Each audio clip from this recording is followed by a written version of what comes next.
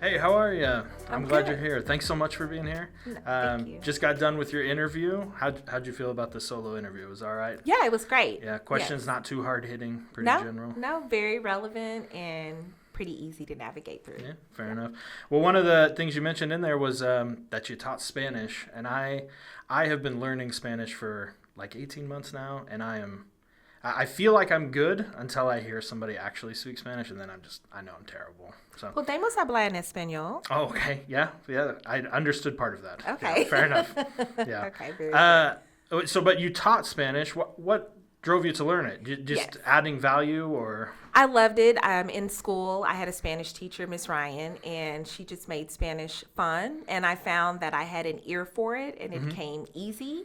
And so I studied in high school, and then when I went to college, I thought, I'll study Spanish because that will make me more marketable when I graduate. And that's why I studied Spanish. And then I decided later to teach Spanish to professionals. So I had a business here in Oklahoma City, Porter Language Learning Services. Okay. And I taught Spanish to bankers, the DHS employees. So I taught their child care workers, and then I taught for one of our county commissioners and another county office as well. That's really interesting. Were you doing that as your main job? Like you were Yes. running your own business for a while? It was my own business, and I customized the curriculum to their industry specific, and then did one-on-one lessons and had a CD and a workbook. And so one of my girlfriends, who was a native Spanish speaker, she was the Spanish voice on the CD, and I was the Oh. English voice, so they could hear a natural dialect and a natural accent. Oh, there you go. Yeah, I do the Duolingo thing, and half the people I can understand, but then there's a couple that talk way too fast. So Yes.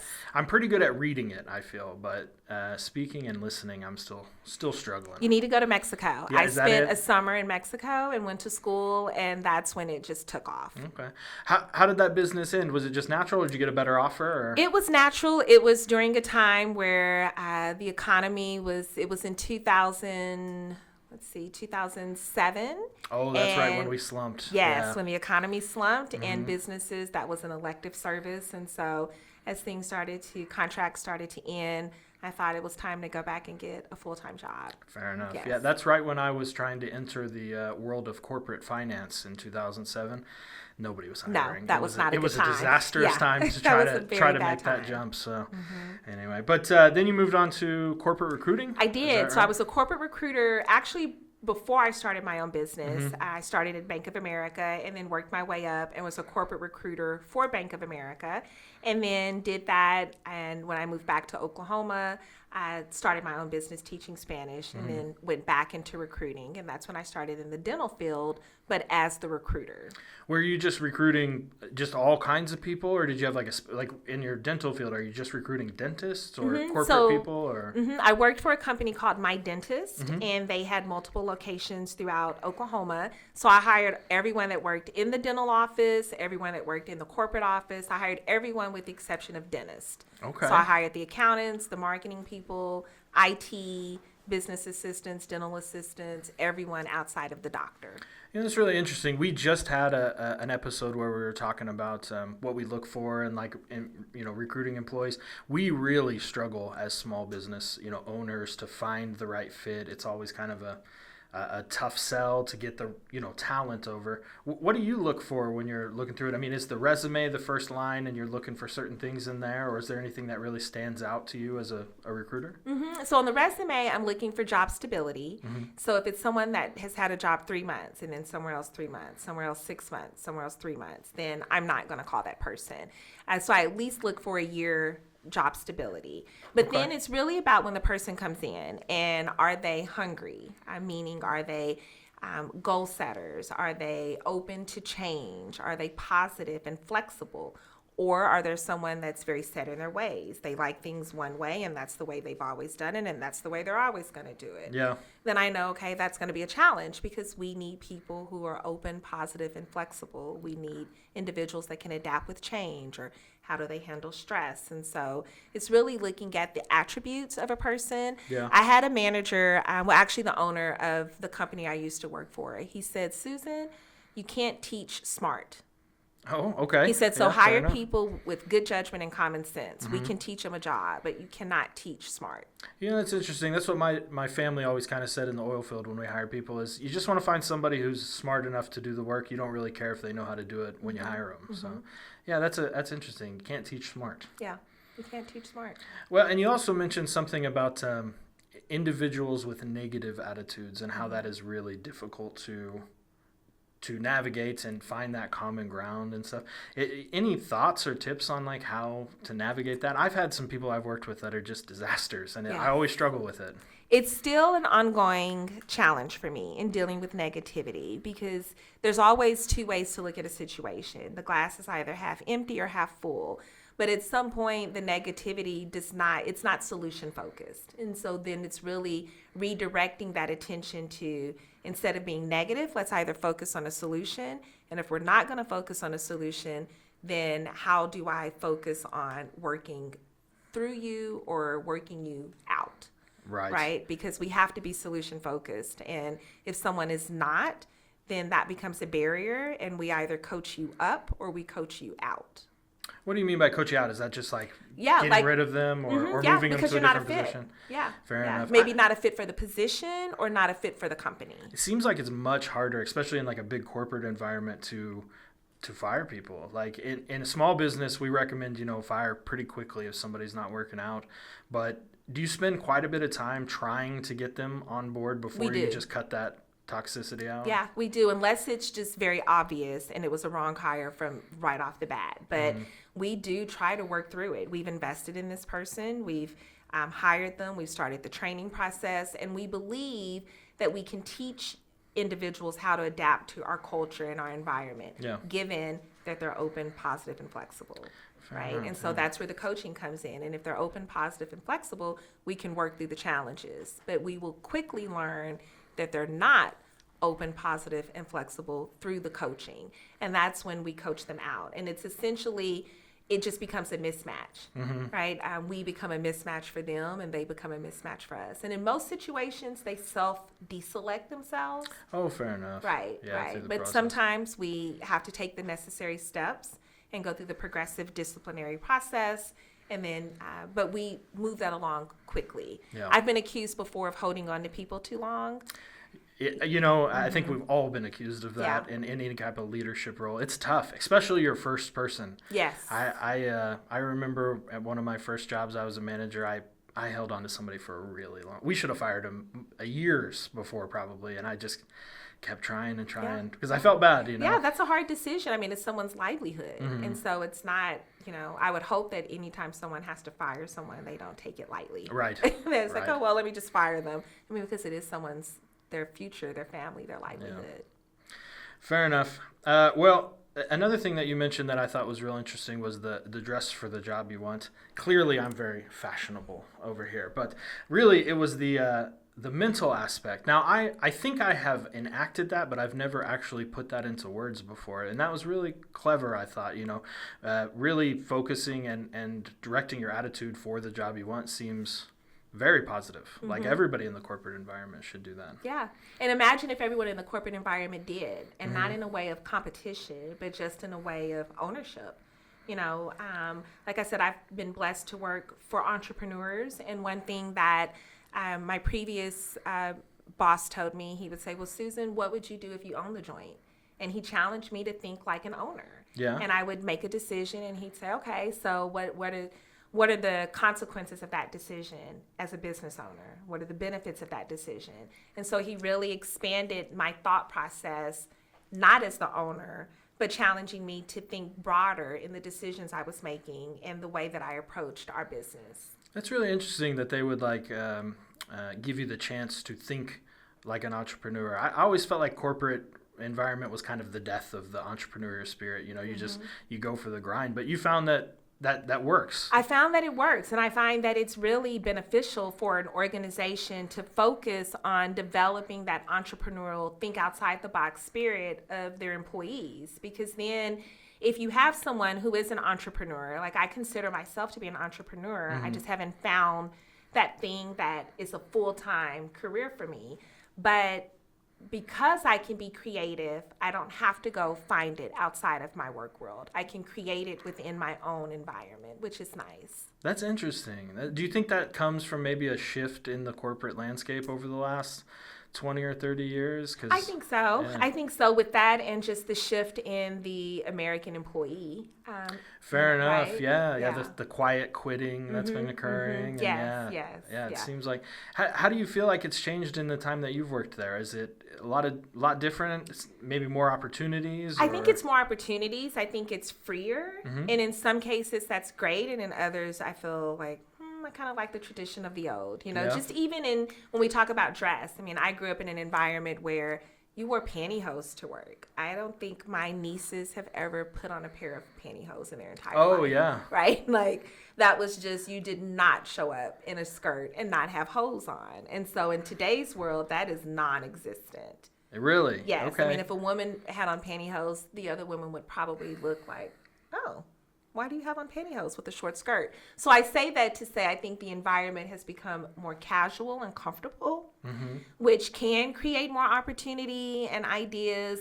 But at the same time, the value and work ethic has become very comfortable and casual. Yeah. And so that can have a negative impact on just a sense of urgency to get things accomplished and done. Oh, yeah. To take pride in how you are presenting yourself at work and considering the environment that you're in and dressing for that environment instead of feeling the environment should just should conform itself to the outside world. Yeah. Right? Yeah. I mean, I even think about that in politics I think that, Congress elected officials should dress professionally. And so the thought of business casual, that's uncomfortable to me because I think certain environments should represent a certain look. That's fair enough.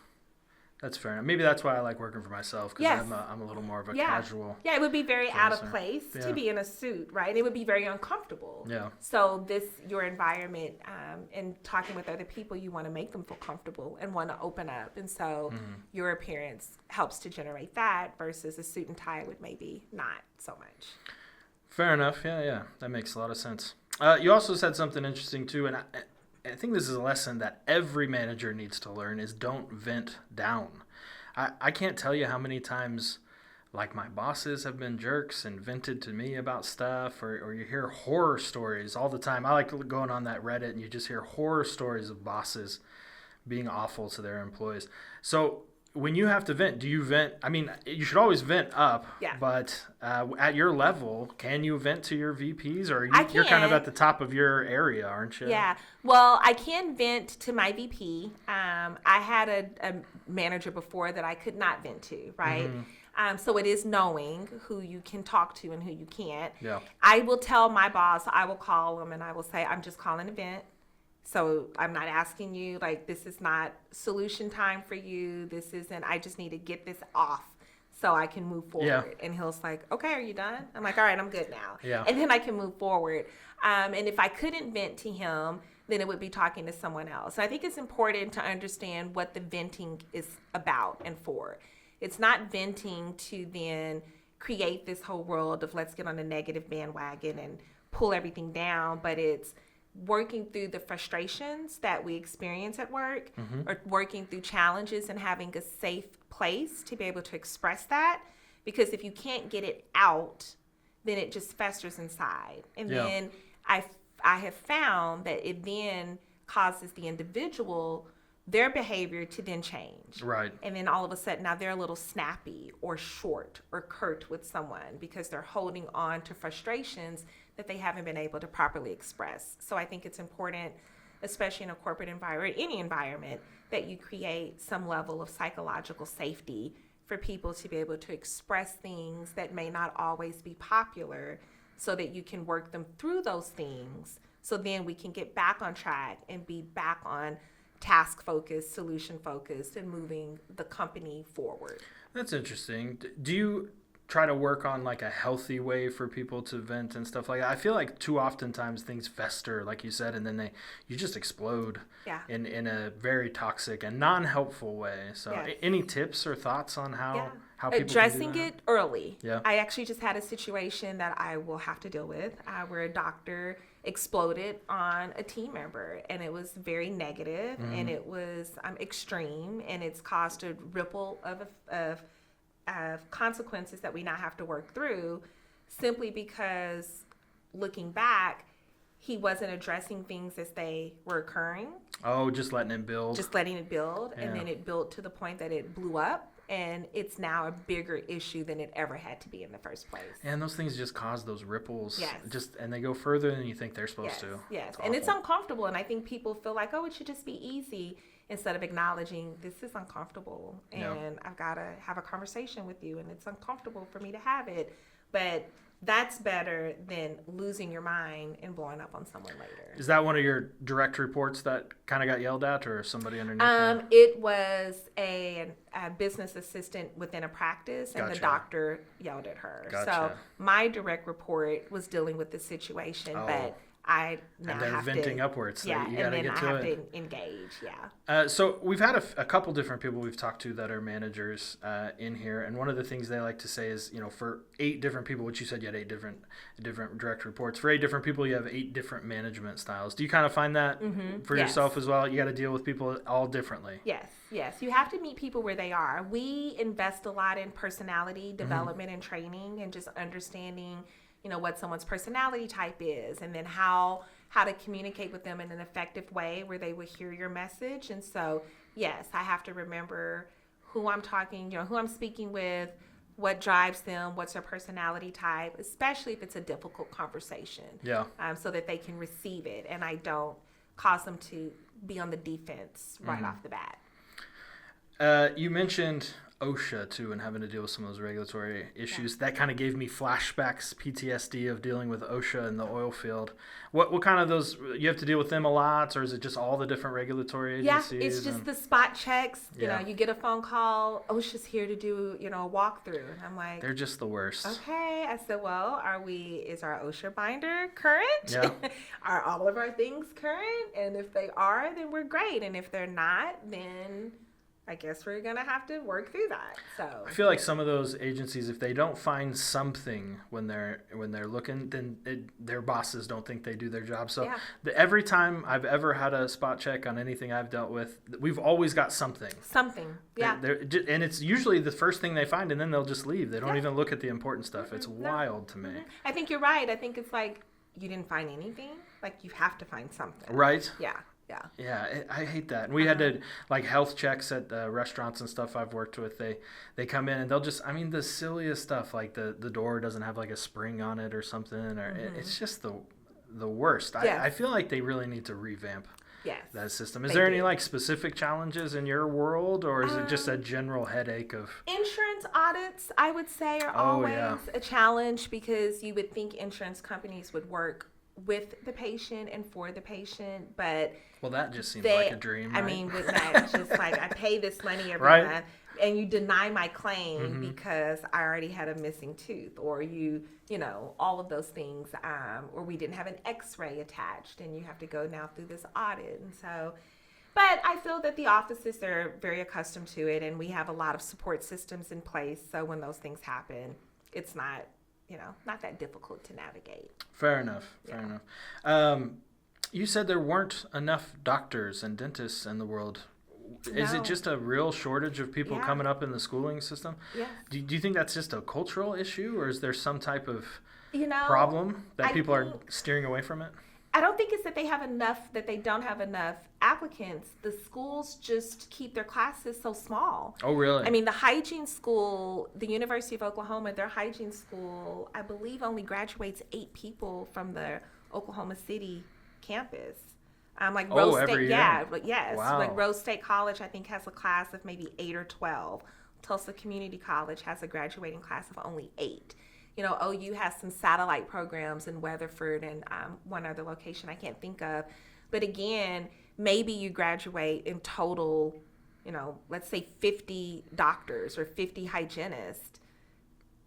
But there's more than that in the state of Oklahoma that have a need for doctors. And so it's just the class sizes are very small, and the population and the need for dentists is just getting greater. You think that's something to do with like trying to keep their numbers low so that they seem like they have better or more qualified candidates or something I think like that? so. I think it still goes back to the old school thought of, let's make this small and highly coveted, and we're only going to take so many people in. And so there's that sense of wanting and keeping it minimal. I wonder if there's an opportunity there for somebody to just open a hygienist school that just anybody can come get there. Yeah, well, I sure hope so. I know the founder of our company, he actually helped fund a new dental school. Oh, really? In North Carolina. And so really? he is helping the problem. And so we're hopeful that maybe he'll start a hygiene school as well. So he just directly addressed the problem. The problem with, that's interesting. with his financial ability to do so. And in turn, is opening up an entirely new resource to graduate a new group of dentists.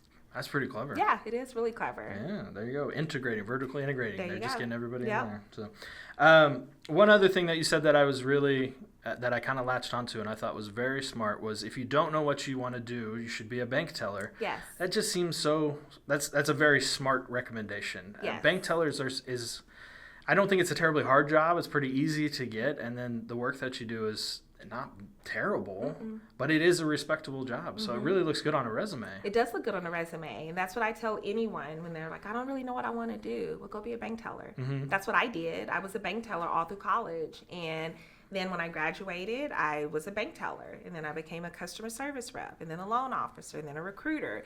And so if I had never been a bank teller, then who knows what direction I maybe would have taken in my career. Right. Because it really opened the door for me from that standpoint, and then opened for me to leave the retail side working in a banking center to then move into the corporate world by becoming a recruiter. When you do the recruiting, if you see bank teller, is that kind of a green flag for you? It is, like excited about it? I do get excited. Yeah. And I find that banking and dentistry are similar industries in the ability for someone to come from banking and work in dentistry. From the standpoint of like being a business assistant, because in a bank you have your tellers, then you have your loan officers, and so it's compartmentalized.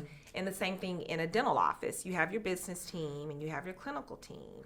And so I think it just easily, for me, it was easy to translate, and I've hired other bankers who find moving into dentistry to be an easy transition coming from banking. That's interesting that those skills would translate to what I would consider kind of wildly different industries. But I guess because they operate the same, it's... Especially from the business side, right? People don't think about the business of dentistry. They only think about the clinical part of dentistry, but there's a whole business to dentistry as well. There you go.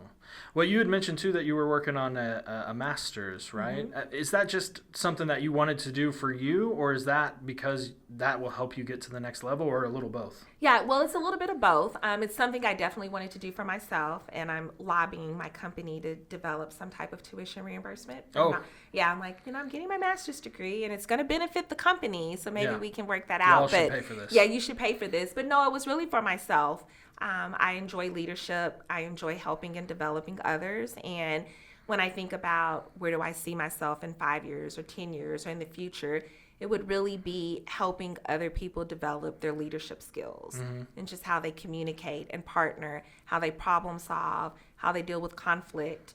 And then just how they navigate, themselves. How do you lead yourself, and how well are you at recognizing your own strengths and weaknesses? And what I have found through this first year of my 2-year program is it really is about the study of leadership and those traits of leaders, and positive and negative traits, right? Yeah. And so just how to work through those and help other people to work through them.